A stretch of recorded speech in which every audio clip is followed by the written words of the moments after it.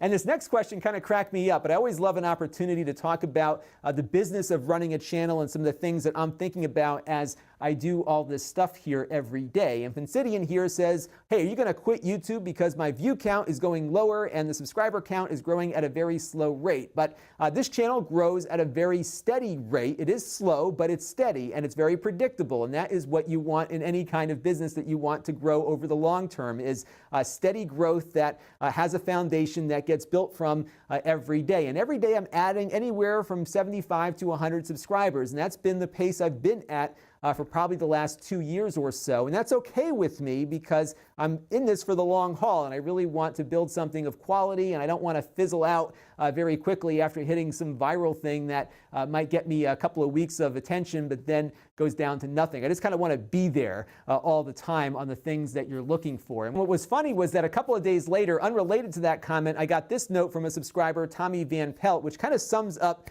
some of the challenges of running a channel with a lot of diverse topics, which is not every review, as he mentions, is of interest to him, but more often than not, the next one is. And this is why, based on my subscriber count, why my view count is so low per video. Now, typically, the YouTube count runs behind real time, so I'm seeing, again, about anywhere from 3,000 to 5,000 views per video when I upload. But that's a pretty low ratio compared to other channels with the same subscriber numbers that I have. But those channels typically are more focused on a singular topic versus mine, which is very diverse. So just like Tommy here, not everything is going to appeal to him, so a smaller subset of my subscriber base is going to find an interest in every video that I do, which is one of the challenges here. However, viewership is strong. In fact, it's been pretty steady, just like my subscriber growth is. So I get about 1 million views a month, about 100,000 views ahead of where I was last year, which is not bad. I would like to see more views, of course, but I'm going to take what I can get here. And I did want to show you just kind of the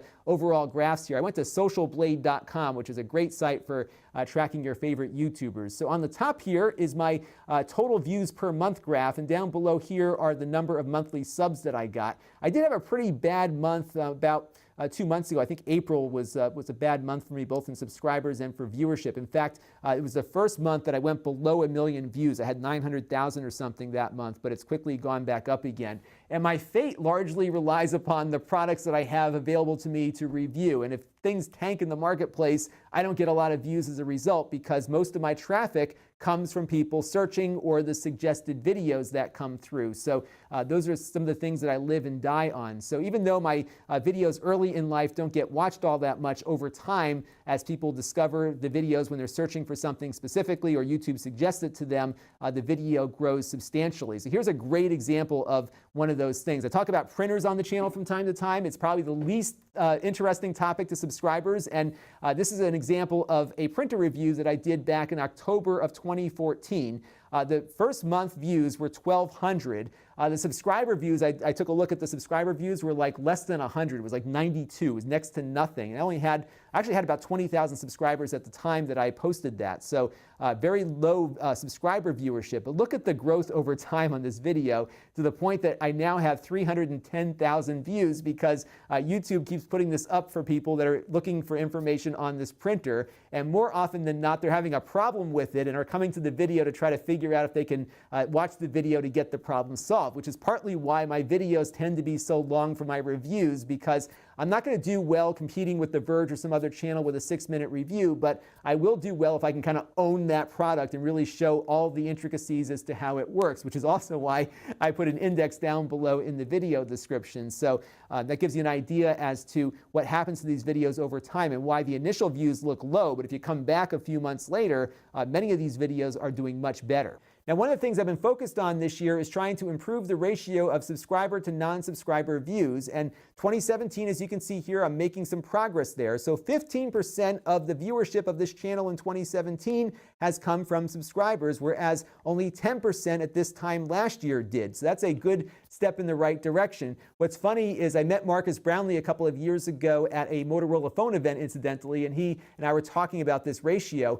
His was the inverse of mine. Most of his views came from subscribers, whereas less came from non-subscribers. But it looks like I've always just done better in search, just because I started later than he did, and I've been mostly doing things that people are looking for, which is how you all found me. But now that I have a pretty sizable subscription base, I'm really trying to improve the relationship here, and It's partly why I do a longer wrap-up. It's also why I've been looking at prioritizing the things that I cover here on the channel based on how past experiences have been with those topics on my first 48 hours after an upload. I look a lot at my real-time counter. I can see just how quickly something engages all of you. I can also see the quality of the comments that I get, which is why this DVR thing is getting so detailed, because I'm getting a lot of great comments back and also seeing some really good results in the first 24 to 48 hours of those videos being uploaded. So I'm prioritizing based on that. I've got stuff sitting on the floor here. It's been here for 2 months that interests me, but I know does not interest a huge subset of the audience. So I've been prioritizing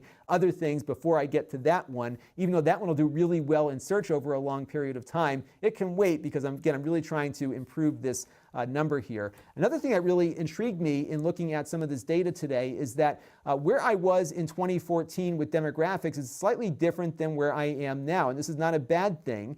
So you can see here the growth in different age groups from 1 July to the next here. So this is July 2014 on the top, and this is July 2017 on the bottom. You can see that my growth among 13 to 17-year-olds and 18 to 24-year-olds is down, but my growth on 45 to 54-year-olds is up pretty substantially here, as it is in the older bracket of 55 to 64. And I think this is lining up with older demographics coming to YouTube, and I think I'm very well positioned there, given my age, given the set here. What's funny is that older viewers react very positively to my retro wall of fame back there, whereas younger viewers often criticize it. It's really kind of funny how that plays out, but this really is kind of a symbol of who I am and where I'm at in life, and I think a lot of other people who want to relate to a creator will probably find some things in common with me based on the things that I grew up with, which are all behind me on the wall back there, and it's kind of panning out here. So I certainly love my younger viewers. I definitely do not want to discourage you from watching this channel. I really need you to help me interpret the world these days, but it looks like the growth here is coming from some of the newer people coming onto this platform, and as the YouTube audience matures, I think I'm going to do much better overall because this is a new audience coming in. They're going to be drawn to people that are of similar age to them, who share similar interests, and I think I'm pretty well positioned there. And this is an indicator when we look at 1 July to the other here that things are very different on YouTube, especially when it comes to attracting new audiences that are older. This channel is brought to you by my Patreon supporters, including gold level supporters, the Tangential Soup Podcast, and Chris Allegretta. If you want to help the channel, you can by contributing as little as $1 a month.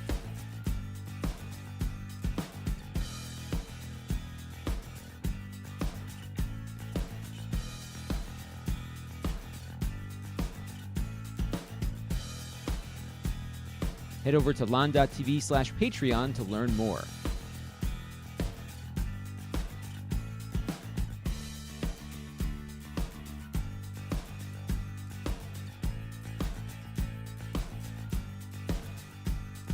And don't forget to subscribe. Visit Lon.TV/S.